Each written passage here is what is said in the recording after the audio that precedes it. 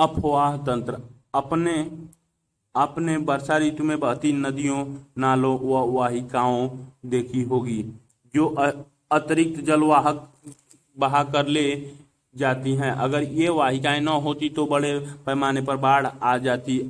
जहाँ ये वाहिकाएं अवरुद्ध या अस्पष्ट हैं वहाँ बाढ़ का आना एक सामान्य परिघटना है। निश्चित वाहिकाओं के माध्यम से ही हो रहे जल प्रवाह को अपवाह कहते हैं। इन वाहिकाओं के जाल को अपवाह तंत्र कहा जाता है। किसी क्षेत्र का अपवाह तंत्र वहाँ के भूवैज्ञानिक समय विधि, चट्टानों की प्राकृतिक एवं संरचना, स्थलाकृति, ढाल, बहते जल की मात्रा और बहाव की अवधि का परिणाम है। क्या आपके शहर या गांव के पास कोई नदी है? क्या आप कभी वहां नौकायान करने अथवा नहाने के लिए गए हैं? क्या यह नदी बारहमासी है या अल्पकालिक, केवल वर्षा ऋतु में पानी अन्यथा सूख जाती है? क्या आप जानते हैं कि नदी सदैव एक ही दिशा में क्यों बहती है? आपने भूगोल की अन्य दो पाठ्य पुस्तकों में ढालों के बारे में पढ़ा होगा तो क्या आप जल के एक जल के एक दिशा से दूसरे दिशा में बहने का कारण बता सकते हैं? और उत्तर में हिमालय तथा दक्षिण में पश्चिमी घाट। चित्र 3.1 पर्वतीय क्षेत्रों की एक नदी का दृश्य है। ये से निकलने वाले नदियां पूर्व की ओर क्यों बहती हैं? वह बंगाल की खाड़ी में अपना जल विसर्जित क्यों करती हैं? एक नदी विशिष्ट क्षेत्र में अपना जाल बहाकर लाती हैं जिसे जल ग्रहण कैचमेंट क्षेत्र कहा जाता है। एक नदी एवं उसकी सहायक नदियों द्वारा अपवहित मुख्य अपवाह प्रतिरूप जो अफवाह प्रतिरूप पेड़ों की शाखा के अनुरूप हो उसे वृक्षाकार डेंड्रिटिक प्रतिरूप कहा जाता है। जैसे उत्तरीय मैदान की नदियां। जब नदियां किसी पर्वत से निकलकर सभी दिशाओं में बहती हैं तो इसे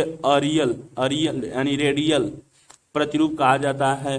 अमरकंटक पर्वत श्रृंखला से निकलने वाली नदियां इस अफवाह प्रतिरूप के अच्छे उदाहरण हैं। जब मुख्य नदियां एक दूसरे के समानांतर बहती हैं तो सहायक नदियां उसके समकोण पर मिलती हैं तो ऐसे प्रतिरूप को जालीनुमा टेरिशियल अफवाह प्रतिरूप कहते हैं। जब सभी दिशाओं में नदियां बहकर किसी झील या गर्त में विसर्जित होती हैं तो ऐसे अपवाह प्रतिरूप को अभिकेंद्रीय सेंट्रीपिटल प्रतिरूप कहते हैं।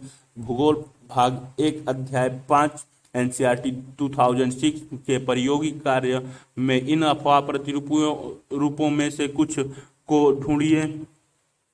भारत मुख्य नदियां सिंधु, झेलम, चिनाब, रावी, सतलुज, ब्यास।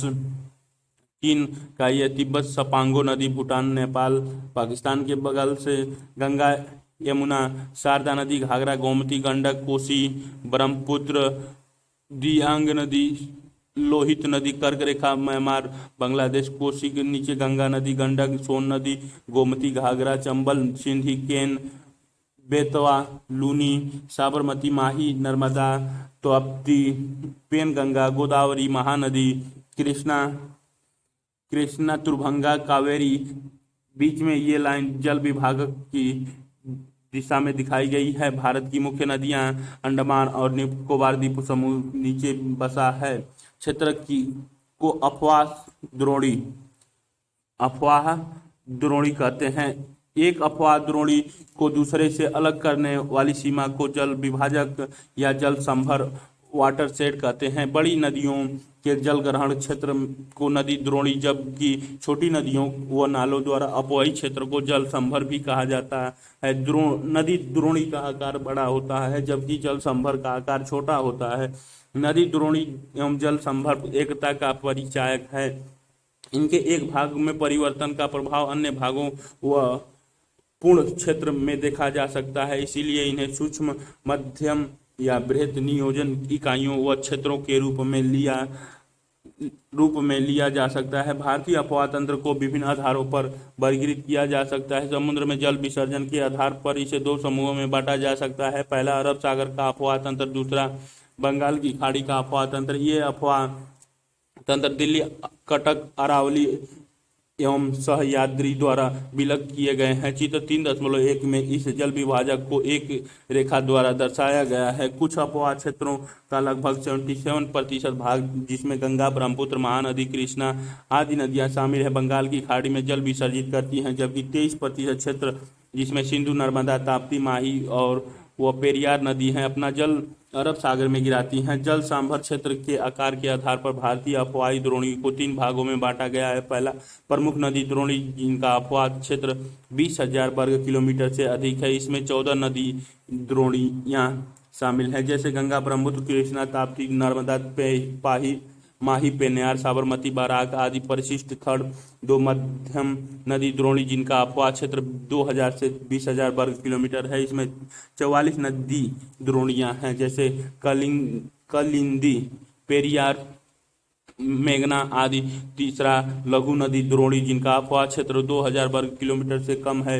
इसमें न्यून वर्षा के क्षेत्र में बहने वाली बहुत सी नदियां शामिल हैं। यदि आप चित्र 3.1 देखें तो आप पाएंगे कि अनेक नदियों का उद्गम स्रोत हिमालय पर्वत है और वे अपना जल बंगाल की खाड़ी या अरब सागर में विसर्जित करती हैं। उत्तर भारत की इन नदियों की पहचान कीजिए। प्रायद्वीपीय पठार की बड़ी नदियों का उद्गम स्थल पश्चिमी घाट है और ये नदियां बंगाल की खाड़ी में जल विसर्जन करती हैं। दक्षिण भारत की इन नदियों की भी पहचान कीजिए। नर्मदा और ताप्ती 2 बड़ी नदियां इसका अपवाद हैं। ये और अनेक छोटी नदियां अपना जल अरब सागर में विसर्जित करती हैं। पश्चिमी तटीय क्षेत्र में कोंकण से मालाबार तट तक बहने वाली नदियों के नाम बताइए। उद्गम के प्रकार, प्राकृतिक व विशेषताओं के आधार पर भी भारतीय अफवाह तंत्र को हिमालयी अफवाह तंत्र व प्रायद्वीपीय अफवाह तंत्र में विभाजित किया जाता है। यद्यपि इस विभाजन योजना में चंबल, बेतवा, सोन आदि नदियों के वर्गीकरण में समस्या उत्पन्न होती है, क्योंकि उत्पत्ति व आयु में ये हिमालय से निकलने वाली नदियों से पुरानी हैं। फिर भी यह अफवाह तंत्र वर्गीकरण का सर्वाधिक मान्य आधार है। इस पुस्तक में इसी का अनुसरण किया गया है। भारतीय अफवाह तंत्र में अनेक छोटी बड़ी नदियां शामिल हैं। ये 3 बड़ी भू आकृतीय इकाइयों की उद विकास प्रक्रिया तथा वर्षण की प्रक्रिया व लक्षणों के परिणाम स्वरूप उत्पन्न हुई हैं। हिमालयी अफवाह तंत्र भूगर्भिक इतिहास के एक लंबे दौर में विकसित हुआ है। इसमें मुख्यतः गंगा, सिंधु और ब्रह्मपुत्र नदी द्रोणियां शामिल हैं। यहाँ की नदियां 12मासी हैं, क्योंकि ये बर्फ पिघलने व वर्षण दोनों पर निर्भर हैं। ये नदियां गहरे महाखंडों जॉर्ज से गुजरती हैं, जो हिमालय के उत्थान के साथ साथ अपरदन क्रिया द्वारा निर्मित है। महाखंडों के अतिरिक्त ये नदियां अपने पर्वतीय मार्ग में भी आकार की घाटी, क्षिप्रिकाएं व जलप्रपात भी बनाती हैं। जब ये मैदान में प्रवेश करती हैं तो निक्षेपणात्मक स्थलाकृतियां जैसे चित्र में क्षिप्रिकाएं ये दृश्य में प्रदर्शित हैं। समतल घाटियां, गोखुर झीलें, बाढ़कृत मैदान, गुफित वाहिकाएं और नदी के मुहाने पर डेल्टा का निर्माण करती हैं। हिमालय क्षेत्र में इन नदियों का रास्ता टेढ़ा मेढ़ा है, परंतु मैदानी क्षेत्रों में इनका सर्पाकार मार्ग में बहने की प्रवृत्ति पाई जाती है और अपना रास्ता बदलती रहती हैं। कोसी नदी, जिस बिहार का शोक सैरो ऑफ बिहार कहते हैं, अपना मार्ग बदलने के लिए कुख्यात रही है। यह नदी पर्वतों की ऊपरी क्षेत्रों में भारी मात्रा में अवसाद लाकर मैदानी भागों में जमा करती है। इससे नदी मार्ग अवरुद्ध हो जाता है व परिणाम स्वरूप नदी अपना मार्ग बदल लेती है। कोसी नदी ऊपर पर्वतीय क्षेत्रों में इतनी भारी मात्रा में अवसाद क्यों लाती है? क्या आप सोचते हैं कि सामान्यतः नदियों में और विशेष तौर पर कोसी नदी में जल का बहाव व मात्रा एक समान रहती है या घटती बढ़ती रहती है? नदी में कब जल की मात्रा अत्यधिक होती है? बाढ़ के सकारात्मक व नकारात्मक प्रभाव क्या हैं? हिमालय पर्वतीय अफवाह तंत्र का विकास। हिमालय पर्वतीय नदियों के विकास के बारे में मतभेद है। यद्यपि भूवैज्ञानिक मानते हैं कि मयोसीन कल्प में लगभग 2.4 करोड़ से 50 लाख वर्ष पहले एक विशाल नदी, जिसे शिववालिका या इंडो ब्रह्म कहा गया है, हिमालय के संपूर्ण अनुदैर्ध्य विस्तार के साथ असम से पंजाब तक बहती थी और अंत में निचले पंजाब के पास सिंध की खाड़ी में अपना पानी विसर्जित करती थी। भूवैज्ञानिक काल मापक्रम के लिए भौतिक भूगोल के आधार पर एनसीईआरटी 2016 नामक पुस्तक का अध्याय 2 देखें। शिवालिका पहाड़ियों की असाधारण निरंतरता ही इनका सर्वोपरि उद्गम और इनका जलोढ़ निक्षेप से बना होना, जिसमें रेत मृत्तिकाएं, चिकनी मिट्टी, गोलाशे व कोंगलोमेरेट शामिल है, इस धारणा की पुष्टि करते हैं। ऐसा माना जाता है कि कालांतर में इंडो ब्रह्म नदी 3 मुख्य अपवाह तंत्रों में बंटी थी। पहला पश्चिम में सिंध और इसकी 5 सहायक नदियां, दूसरा मध्य में गंगा और हिमालय से निकलने वाली इसकी सहायक नदियां हैं, तीसरा पूर्व में ब्रह्मपुत्र का भाग व हिमालय से निकलने वाली इसकी सहायक नदियां शामिल हैं। नदी की का इस तरह विभाजन संभवतः प्लीस्टोसीन काल में हिमालय के पश्चिमी भाग में व पोटावार पठार दिल्ली रिज के उत्थान के कारण हुआ।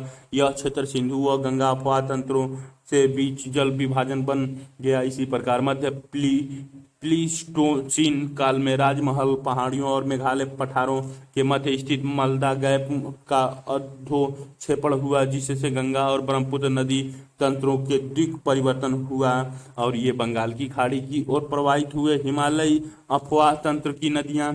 हिमालयी अपवाहों में अनेक नदी तंत्र हैं, मगर निम्नलिखित नदी तंत्र प्रमुख हैं। सिंधु नदी तंत्र यह विश्व के सबसे बड़े नदी द्रोणियों में से एक है, जिसका क्षेत्रफल 11,65,000 वर्ग किलोमीटर है। भारत में इसका क्षेत्रफल 3,21,289 वर्ग किमी है। इसकी कुल लंबाई 2,880 किमी है और भारत में इसकी लंबाई 1,114 किलोमीटर है। भारत में यह हिमालय की नदियों में सबसे पश्चिमी है। इसका उद्गम तिब्बतीय क्षेत्र में कैलाश पर्वत श्रेणी में बोखर चू के निकट एक हिमनद 31 डिग्री 15 मिनट और 80 डिग्री 40 मिनट पूरब से होता है, जो 4,164 मीटर की ऊंचाई पर स्थित है। तिब्बत में इसे सिंह खम्बना अथवा शेरमुख कहते हैं। लद्दाख व जास्कर श्रेणियों के बीच से उत्तर पश्चिम दिशा में बहती हुई यह लद्दाख और बलूचिस्तान से गुजरती है। लद्दाख श्रेणी को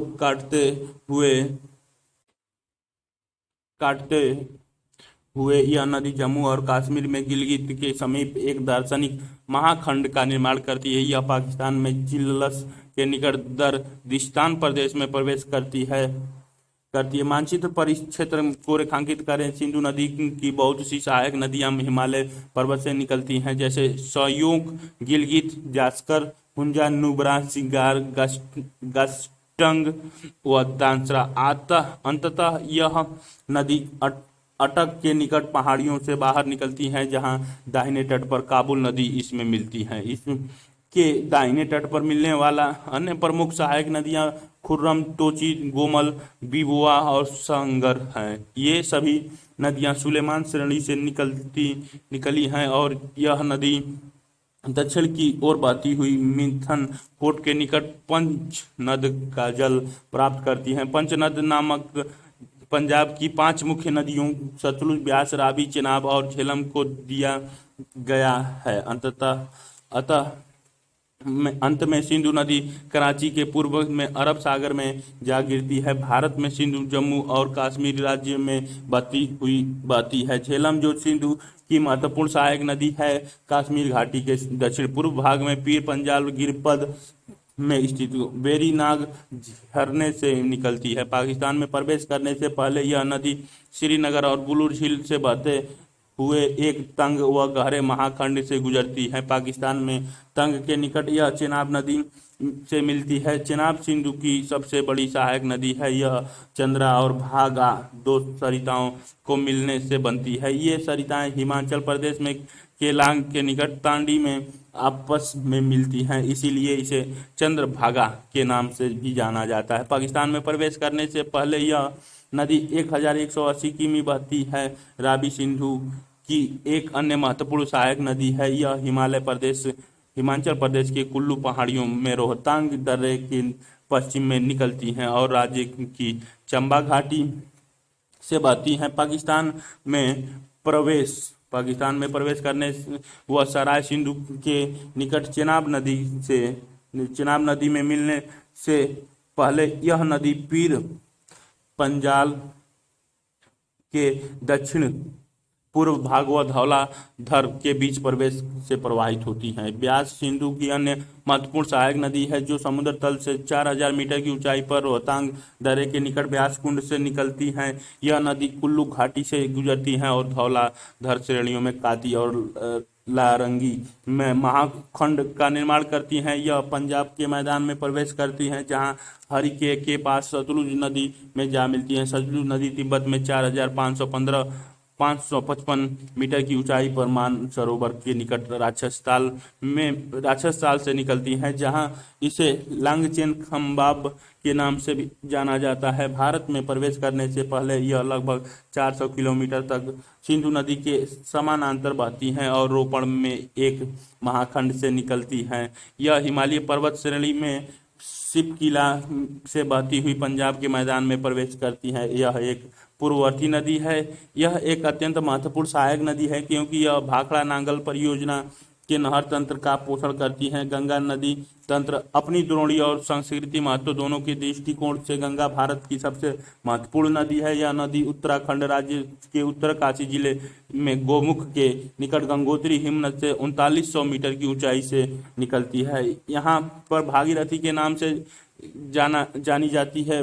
यह मध्य व लघु हिमालय श्रेणियों के काट कर तंग महाखंडों से होकर गुजरती है। देवप्रयाग में भागीरथी अलकनंदा से मिलती है और इसके बाद गंगा कहलाती है। अलकनंदा नदी का स्रोत बद्रीनाथ के ऊपर सोतपंथ हिमनद है। ये अलकनंदा धौली और विष्णु गंगा धौराओं से मिलकर बनती है जो जोशीमठ या विष्णु प्रयाग में मिलती है। अलकनंदा की एक अन्य सहायक नदी पिंडार है जो इससे कर्णप्रयाग में मिलती है, जबकि मंदाकिनी या काली गंगा इससे रुद्रप्रयाग में मिलती है। गंगा नदी हरिद्वार में मैदान में प्रवेश करती है। यहाँ से यह पहले दक्षिण की ओर फिर दक्षिण पूर्व की ओर और फिर पूर्व की ओर बहती है। अतः यह दक्षिण मुखी होकर जो दो जल वितरिकाओं धाराओं भागीरथी और पद्मा में विभाजित हो जाती है। इसे नदी की लंबाई 2525 किलोमीटर है। यह उत्तराखंड में 110 किलोमीटर, उत्तर प्रदेश में 1450 किलोमीटर और बिहार में 445 किलोमीटर और पश्चिम बंगाल में 520 किलोमीटर मार्ग तय करती है। गंगा द्रोणी केवल भारत में लगभग 8.6 लाख वर्ग किलोमीटर क्षेत्र में फैली हुई है। यह भारत का सबसे बड़ा अपवाह तंत्र है जिससे उत्तर में हिमालय से निकलने वाली 12मासी व अनियमित वाही नदियां और दक्षिण में प्रायद्वीप से निकलने वाली अनियमित वाही नदी शामिल हैं। सोन इसके दाहिनी किनारे पर मिलने वाली प्रमुख सहायक नदी है। बाएं तट पर मिलने वाली महत्वपूर्ण सहायक नदियां रामगंगा, गोमती, घाघरा, गंडक, कोसी और महानंदा है। सागर द्वीप के निकट यह नदी अंततः बंगाल की खाड़ी में जा मिलती है।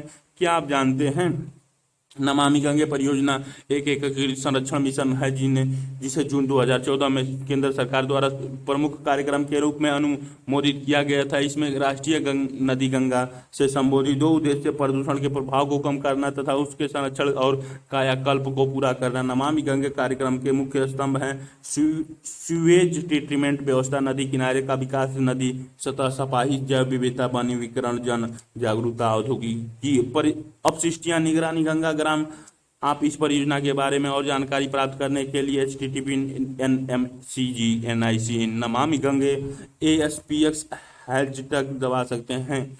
यमुना गंगा की सबसे पश्चिमी और सबसे लंबी सहायक नदी है। इसका स्रोत यमुनोत्री हिमनद है जो हिमालय में बंदरपुंछ श्रेणी की पश्चिमी ढाल पर 6316 मीटर ऊंचाई पर स्थित है। प्रयाग इलाहाबाद में इसका गंगा से संगम होता है।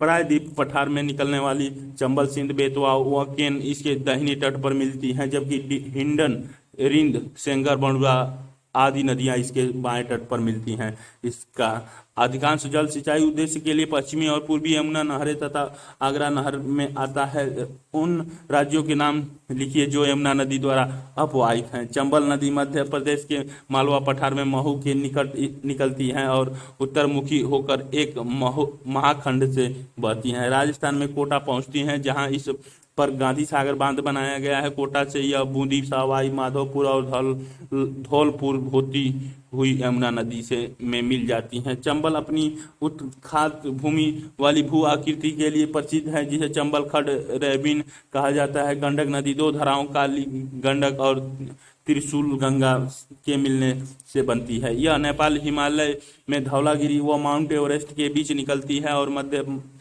नेपाल को अपवाहित करती हैं। बिहार के चंपारण जिले में यह गंगा मैदान में प्रवेश करती हैं और पटना के निकट सोनपुर में गंगा नदी में जा मिलती हैं। घाघरा नदी मापचुंगो हिमनद से निकलती है तथा तिला, सेती व बेरी नामक सहायक नदियों का जल ग्रहण करने के उपरांत यह सीसा पानी में एक गहरे महाखंड का निर्माण करते हुए पर्वत से बाहर निकलती है। शारदा नदी काली या काली गंगा इससे मैदान में मिलती हैं और अंततः छपरा में यह गंगा नदी में विलीन हो जाती हैं। कोसी एक पूर्ववर्ती नदी है जिसका स्रोत तिब्बत में माउंट एवरेस्ट के उत्तर में है, जहां से इसकी मुख्य धारा अरुण निकलती है। नेपाल में मध्य हिमालय को पार करने के बाद इसमें पश्चिम से सोन कोसी और पूर्व से तुमुर कोसी मिलती हैं। अरुण नदी से मिलकर यह सप्त कोसी बनती है। रामगंगा नदी गैरसैंण के निकट गढ़वाल की पहाड़ियों से निकलने वाली अपेक्षाकृत छोटी नदी है। शिववालिका को पार करने के बाद यह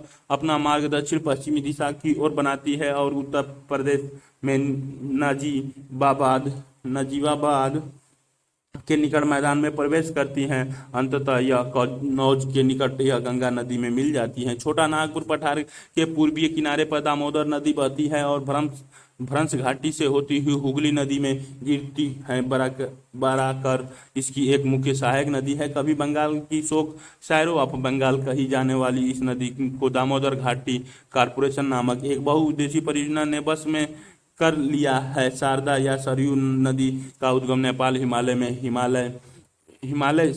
मिलाम हिमनद में है, जहां इसे गौरी गंगा के नाम से जाना जाता है। यह भारत नेपाल सीमा के साथ बहती हुई, जहां इसे काली या चाय कहा जाता है, घाघरा नदी में मिल जाती है। गंगा नदी की एक अन्य महत्वपूर्ण सहायक नदी महानंदा है, जो दार्जिलिंग पहाड़ियों से निकलती है। यहाँ नदी पश्चिमी बंगाल में गंगा के बाएं तट पर मिलने वाली अंतिम सहायक नदी है। गंगा के दक्षिण तट पर सोन एक बड़ी सहायक नदी है, जो अमरकंटक पठार से निकलती है।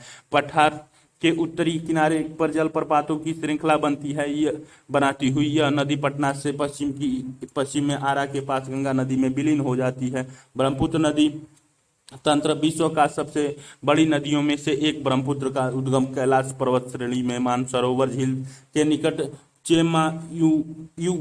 चेमायुडुंग हिमनद में है। यहाँ से यह पूर्व दिशा में अनुदैर्ध्य रूप में बहती हुई दक्षिण तिब्बत के शुष्क व समतल मैदान में लगभग 1200 किलोमीटर की दूरी तय करती है, जहाँ इसे सपांगो के नाम से जाना जाता है, जिसका अर्थ है शोधक।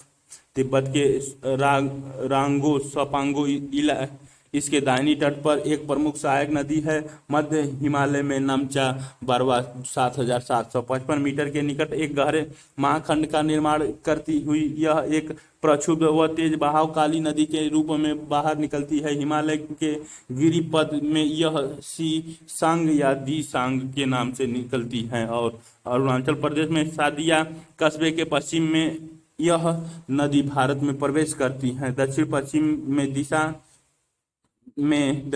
दिशा में बहते हुए इसके बाएं तट पर इसकी प्रमुख सहायक नदियां दीबांग और सी कांग और लोहित मिलती हैं और इसके बाद यह नदी ब्रह्मपुत्र के नाम से जानी जाती है। असम घाटी में अपनी 750 किलोमीटर की यात्रा में ब्रह्मपुत्र में असंख्य सहायक नदियां आकर मिलती हैं। इसके बाएं तट की प्रमुख सहायक नदी बूढ़ी दिहिंग और धनसरी दक्षिण है, जबकि दाएं तट पर मिलने वाली महत्वपूर्ण सहायक नदियों में सुबनसिरी का मेंग मानस वसंत कोश है। सुबनसिरी जिसका उद्गम तिब्बत में है, एक पूर्ववर्ती नदी है। ब्रह्मपुत्र नदी बांग्लादेश में प्रवेश करती हैं और फिर दक्षिण दिशा में बहती हैं। बांग्लादेश में जहां जमुना कहलाती हैं और तीस्ता नदी इसके दाहिनी किनारे पर मिलती हैं। अंत में यह नदी पद्मा के साथ मिलकर बंगाल की खाड़ी में जा गिरती हैं। ब्रह्मपुत्र नदी बाढ़, मार्ग परिवर्तन एवं तटीय अपरदन के लिए जानी जाती है। ऐसा इसीलिए है क्योंकि इसके अधिकतर सहायक नदियां बड़ी हैं और इनके जल ग्रहण क्षेत्र में भारी वर्षा के कारण इनमें अत्यधिक अवसाद बहकर आ जाता है। प्रायद्वीपीय अफवाह तंत्र हिमालयी अफवाह तंत्र से पुराना है। यह तथ्य नदी के प्रौढ़ अवस्था और नदी घाटी के चौड़ा व उथला होने से प्रमाणित होता है। पश्चिमी तट के समीप स्थित पश्चिमी घाट बंगाल की खाड़ी में गिरने वाली प्रायद्वीपीय नदियों और अरब सागर में गिरने वाली छोटी नदियों के बीच जल विभाजक का कार्य करती हैं। नर्मदा और ताप्ती को छोड़कर अधिकतर प्रायद्वीपीय नदियां पश्चिमी से पूरब की ओर बहती हैं। प्रायद्वीप के उत्तरी भाग में निकलने वाली चंबल, सिंध, बेतवा, केन व सोन नदियां गंगा नदी तंत्र का अंग है। प्रायद्वीप के अन्य प्रमुख नदी तंत्र महानदी गोदावरी, कृष्णा और कावेरी हैं। प्रायद्वीपीय नदियों की विशेषता है कि ये एक सुनिश्चित मार्ग पर चलती हैं, विसर्प नहीं बनाती हैं और ये बारहमासी नहीं है। यद्यपि भ्रंश घाटियों में बहने वाली नर्मदा और ताप्ती इसका अपवाद हैं। प्रायद्वीपीय अफवाह तंत्र का उद विकास। अति प्राचीन काल की तीन प्रमुख भूगर्भीय घटनाओं ने आज के प्रायद्वीपीय भारत के अफवाह तंत्र को स्वरूप प्रदान किया है। पहला आरंभिक टीरसीयरी काल के दौरान प्रायद्वीप के पश्चिम पार्श्व के अवतलन या धांसव जिससे यह समुद्र तल से नीचे चला गया, इससे मूल जल संभर के दोनों ओर नदी की सामान्यता सममित योजना में गड़बड़ी हो गई। हिमालय में होने वाले प्रोत्थान के कारण प्रायद्वीपीय खंड के उत्तरीय भाग का अवतलन हुआ और परिणाम स्वरूप भ्रंश द्रोणियों का निर्माण हुआ। नर्मदा और ताप्ती इन्हीं भ्रंश घाटियों में बह रही हैं और अपरदन पदार्थ से मूल दरारों को भर रही हैं। इसीलिए इन नदियों को जलोढ़ व डेल्टा निक्षेप की कमी पाई जाती है। तीसरा, इस काल में प्रायद्वीपीय खंड उत्तर पश्चिम दिशा में दक्षिण पूर्व दिशा में झुक गया है। परिणाम स्वरूप इसका अफवाह बंगाल की खाड़ी की ओर उन्मुख हो गया है। प्रायद्वीपीय नदी तंत्र। प्रायद्वीपीय अफवाह में अनेक नदी तंत्र हैं। प्रमुख प्रायद्वीपीय नदी तंत्र का संक्षिप्त विवरण इस प्रकार है। महानदी छत्तीसगढ़ के रायपुर जिले में सिहवा के निकट निकलती हैं और उड़ीसा से बहती हुई अपना जल बंगाल की खाड़ी में विसर्जित करती हैं। यह नदी 851 किलोमीटर लंबी है। इसका जल ग्रहण क्षेत्र लगभग 1.42 लाख वर्ग किलोमीटर है। इसके निचले मार्ग में नौ संचालन भी होता है। इस नदी की अफवाह द्रोणी का 53% भाग मध्य प्रदेश व छत्तीसगढ़ में और 47% भाग उड़ीसा राज्य में विस्तृत है। गोदावरी सबसे बड़ी प्रायद्वीपीय नदी तंत्र है। इसे दक्षिण गंगा के नाम से जाना जाता है। यह महाराष्ट्र में नासिक जिले से निकलती है और बंगाल की खाड़ी में जल विसर्जित करती है।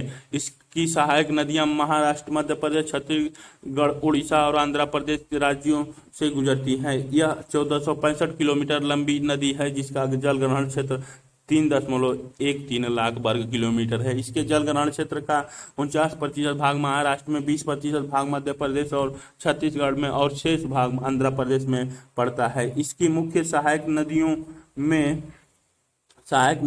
में पेन गंगा, इंद्रावती, प्राणहित और मंजरा है। पोलावरम के दक्षिण में जहां इसके मार्ग के निचले भागों में भारी बाढ़ें आती हैं, गोदावरी का एक सदृश प्रपात की रचना करती हैं। इसके डेल्टाई भाग में ही नौ संचालन संभव है। राजामुंदरी के बाद यह नदी कई धाराओं में विभक्त होकर एक बृहद डेल्टा का निर्माण करती है। कृष्णा पूर्व दिशा में बहने वाली दूसरी बड़ी प्रायद्वीपीय नदी है जो सह्याद्री में महाबलेश्वरम के निकट निकलती है। इसकी कुल लंबाई 1401 किलोमीटर है। कोयना, तुंगभद्रा और भीमा इसकी प्रमुख सहायक नदियां हैं। इस नदी के कुल जल ग्रहण क्षेत्र का 27% भाग महाराष्ट्र में, 44% भाग कर्नाटक में और 29% भाग आंध्र प्रदेश और तेलंगाना में पड़ता है। कावेरी नदी कर्नाटक के कोगांडू जिले में ब्रह्मगिरी पहाड़ियों पहाड़ियों 1341 मीटर से निकलती हैं। इसकी लंबाई 800 किलोमीटर है और यह 81,155 वर्ग किलोमीटर क्षेत्र में अपवहित करती है। प्रायद्वीप की अन्य नदियों की अपेक्षा कम उतार चढ़ाव के साथ यह नदी लगभग सारा साल बहती है, क्योंकि इसके ऊपर जलग्रहण क्षेत्र में दक्षिण पश्चिमी मानसून गर्मी से और निम्न क्षेत्रों में उत्तर पूर्वी मानसून सर्दी से वर्षा होती है। इस नदी की द्रोणी का 3% भाग केरल में, 41% भाग कर्नाटक में और 56% भाग तमिलनाडु में पड़ता है। इसका महत्वपूर्ण सहायक नदियां काबिनी, भावानी और अमरावती है। नर्मदा नदी अमरकंटक पठार के पश्चिमी पार्श्व से लगभग 1057 मीटर की ऊंचाई से निकलती है। दक्षिण में सतपुड़ा और उत्तर में विंध्याचल श्रेणियों के मध्य यह भ्रंश घाटी से बहती हुई संगमरमर की चट्टानों की खूबसूरत महाखंड और जबलपुर के निकट धुआंधार जलप्रपात बनाती हैं। लगभग 1315 किलोमीटर दूरी तक बहने के बाद यह भड़ौच के दक्षिण में अरब सागर में मिलती हैं और 27 किलोमीटर लंबा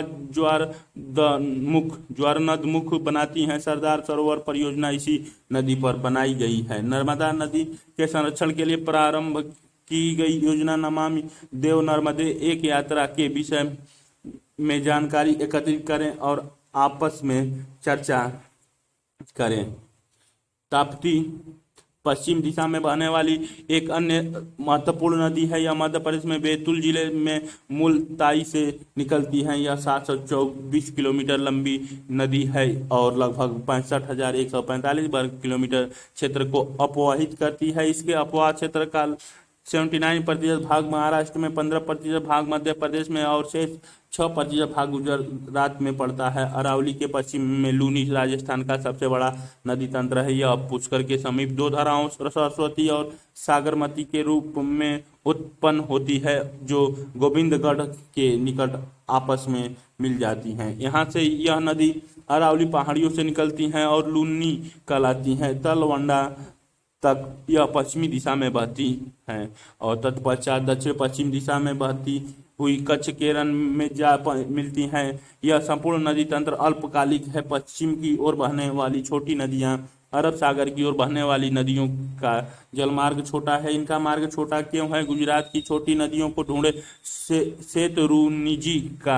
सेतरुनिजी एक ऐसी नदी है जो अरावली जिले में डलकहवा से निकलती है। भद्रा नदी राजकोट जिले के अनियाली गांव के निकट से निकलती है। ढाढर नदी पंचमहल जिले के घंटार गांव से निकलती है। साबरमती और माही गुजरात के दो प्रसिद्ध नदियां हैं। इन नदियों के संगम स्थल ढूंढिए। महाराष्ट्र के पश्चिम ओर बहने वाली कुछ नदियों का भी पता लगाइए। नासिक जिले में त्रिबंग पहाड़ियों में 670 मीटर की ऊंचाई पर बैतारण नदी निकलती है। कलिंदी नदी बेलगांव जिले से निकलकर कारवाड़ की खाड़ी में गिरती है। बेदित नदी हुबली धारवाड़ से निकलती है और 161 किलोमीटर लंबा मार्ग तय करती हैं। शरावती पश्चिम की ओर बहने वाली कर्नाटक की एक अन्य महत्वपूर्ण नदी है। शरावती कर्नाटक के शिवमोगा जिले से निकलती हैं और इसका जलग्रहण क्षेत्र 2209 वर्ग किलोमीटर है। उस नदी का नाम ज्ञात करें जिसे पर गारसोपा जोग प्रपात है। जागसोका जोग प्रपात है। गोवा के दो महत्वपूर्ण नदियां जिनका यहाँ उल्लेख किया जा सकता है, एक का नाम है मांडवी और दूसरा जुआरी है। आप इन्हें मानचित्र पर रेखांकित कर सकते हैं। केरल के तट रेखा छोटी है। केरल की सबसे बड़ी नदी भरतपुझा अन्नामलाई पहाड़ियों से निकलती है। इसे पेनानी के नाम से भी जाना जाता है। यह लगभग 5,397 वर्ग किलोमीटर क्षेत्र को अपवहित करती है। इसके जलग्रहण क्षेत्र की तुलना कर्नाटक की सारावती नदी के जलग्रहण क्षेत्र से की जाती है।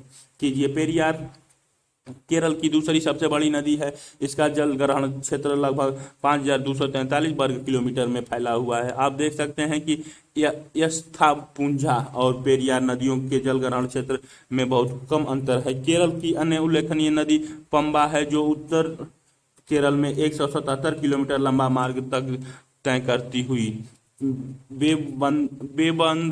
बेबनाद झील में जा गिरती है। अध्यापक महोदय, पश्चिम की ओर बहने वाली छोटी नदियों की तुलना महत्व की व्याख्या कर सकते हैं। नदी जल ग्रहण क्षेत्र वर्ग किलोमीटर। साबरमती माही, साबरमती के लिए 26,674, माही के लिए 34,842, ढाढर के लिए 2,770, कालिंदी के लिए 5,179, शरावती के लिए 2,029, भरत पुंजा के लिए 5,397, पेरियार के लिए 5,243। पूरब की ओर बहने वाली छोटी नदियां। प्रायद्वीप में बहुत बड़ी संख्या में नदियां अपनी सहायक नदियों के साथ पूरब की ओर प्रवाहित होती हैं। क्या इनमें से कुछ के नाम आप बता सकते हैं? कुछ छोटी नदियां बंगाल की खाड़ी में गिरती हैं। छोटी होने के बावजूद इन नदियों का अपना महत्व है। स्वर्ण रेखा, तरनी, ब्रह्मणी, बामसांध्रा, पेनार, पल्लार और बैगई महत्वपूर्ण नदियां हैं। एटलस में इन नदियों को ढूंढिए।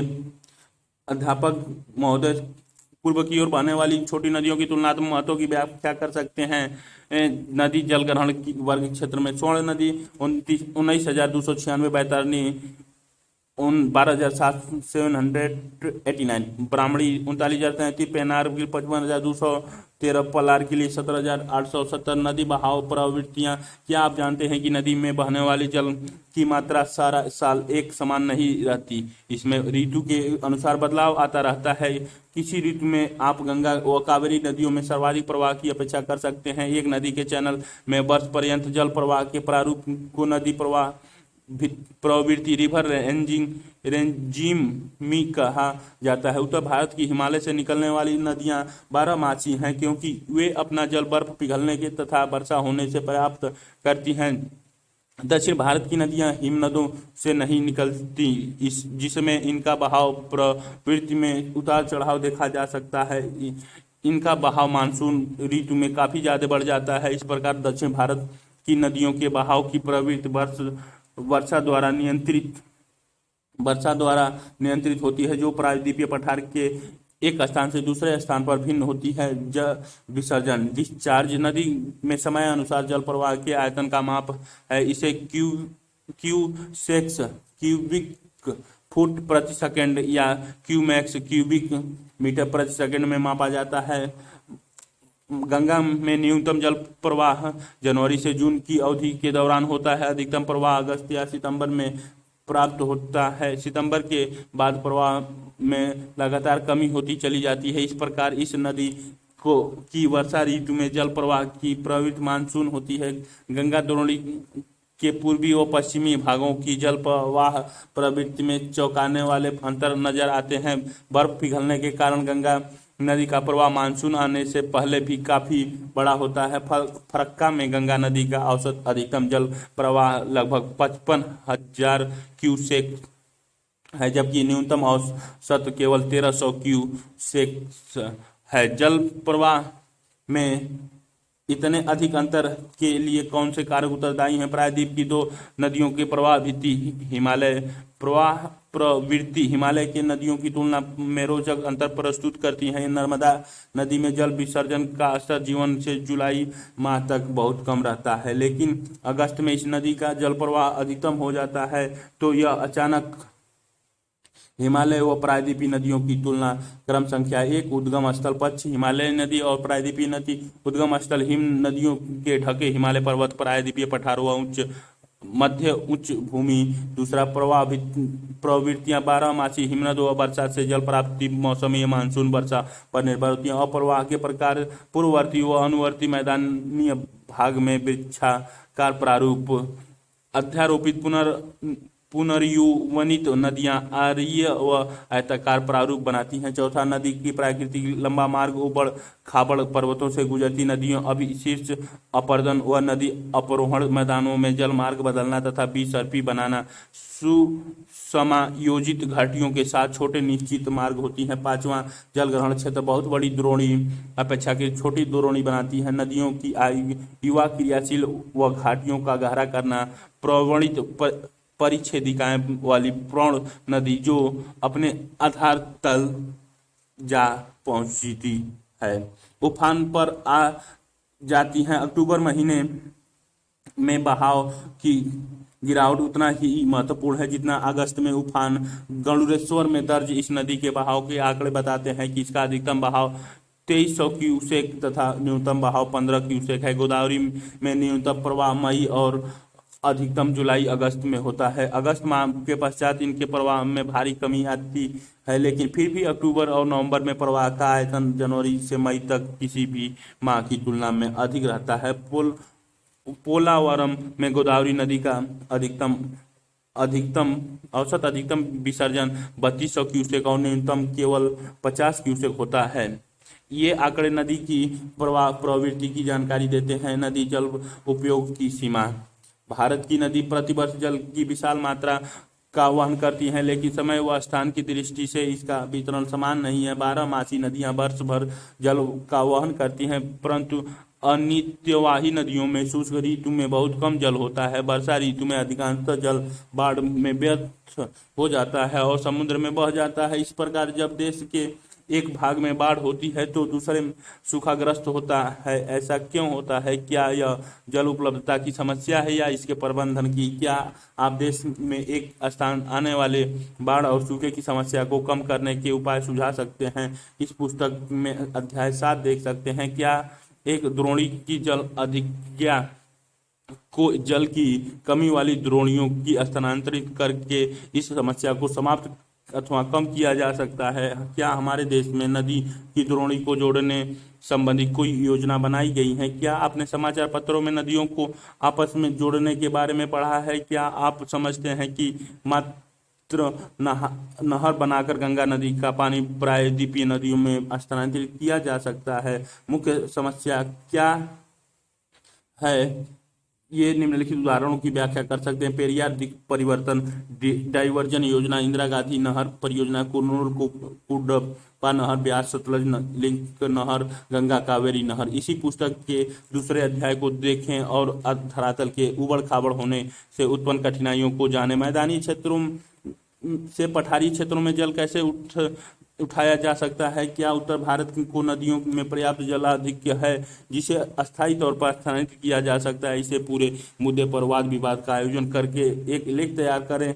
नदी जल उपयोग से संबंधित निम्नलिखित समस्याओं को आप किस प्रकार क्रम देंगे? पहला, पर्याप्त मात्रा में जल उपलब्धता न होना, नदी जल प्रदूषण, नदी जल में गाद, ऋतुवन जल का असमान प्रवाह, राज्यों के बीच नदी जल विवाद, मध्य धारा की ओर बस्तियों के विस्तार के कारण नदी वाहिकाओं को सिकुड़ना। नदियां प्रदूषित क्यों हैं? क्या आपने शहर के गाद पानी को नदी में गिरते देखा है? औद्योगिक कूड़ा करकट कहाँ डाला जाता है? बहुत से शमशान घाट नदी किनारे हैं और कई बार मृत शरीर को नदियों में डाल दिया जाता है। कुछ त्योहारों पर फूलों और मूर्तियों को नदियों में डुबो दिया जाता है। बड़े पैमाने पर स्नान व कपड़े धोना भी नदी जल को प्रदूषित करता है। नदियों को प्रदूषित मुक्त कैसे किया जा सकता है? क्या आपने गंगा एक्शन प्लान और दिल्ली में यमुना सफाई अभियान के विषय में पढ़ा है? नदियों को प्रदूषण मुक्त बनाने हेतु योजनाओं पर सामग्री एकत्र करें व इस सामग्री को एक लेख के रूप में व्यवस्थित करें।